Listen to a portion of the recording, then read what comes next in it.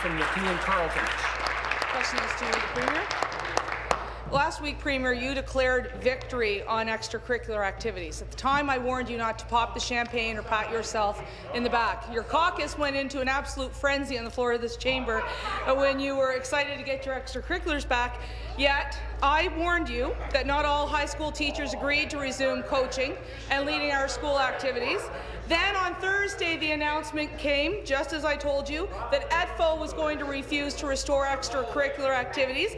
And just like in 2009, you personally, as Education Minister, removed extracurricular activities from the role of a teacher. You have again taken the side of a union. You are letting them run the education system. You refuse to support our reasonable, our sensible and workable solution to get extracurricular activities back in our schools. Premier, what is Plan B? Since your Harvard-trained mediation skills have failed us and you have refused to adopt the Ontario PC plan, how do you say you're going to restore extracurricular activities this year?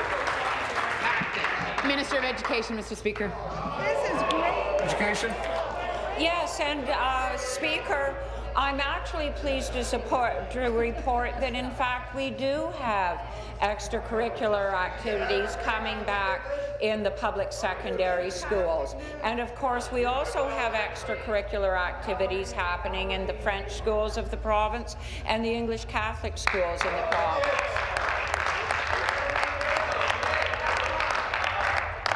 Now, obviously, we are disappointed that the Elementary Teachers Federation made a different decision, and certainly we look forward to continuing to talk to them.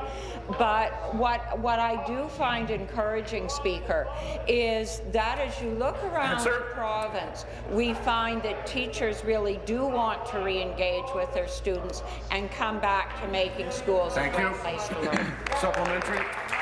Speaker, extracurricular activities are not fully restored in our high schools, and they are not anywhere to be seen in our elementary schools. Parents are taxpayers. They expect you to do your job. Unfortunately, you had a stunning role reversal since the time you were the public trustee for the province until you became a minister, when you actually supported the Ontario PC plan. But I go back to your Premier.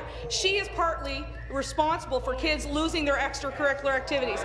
First, she removed the extracurricular activities from the role of a teacher when she was Education Minister. Then she failed to have the unions restore those extracurricular activities. And finally, when given the opportunity, this time last week, to support an Ontario Progressive Conservative motion to get those back in our classrooms, she stood up and she voted against them. Stubborn, naive, or in the pocket of the unions, all is one thing, Speaker. She is not letting our kids do what they need to be doing in their schools. They're losing out. Will the Premier do the right thing? She can leave here today. She can adopt the Ontario PC motion and get those extracurriculars back in our schools. Be seated, please. Be seated, please. Thank you. Minister of Education. Yes, thank you. Actually, if I supported the Ontario PC plan, I wouldn't be a Liberal MPP today, if you really want to get your facts straight. And that's in part because of the contrast in the way we feel about our teachers. We recognize that our teachers are our frontline professionals, and we want to work with them. We recognize that teachers are the people who actually want to get back to extracurriculars, who want to do those positive things that make our schools a great place to learn.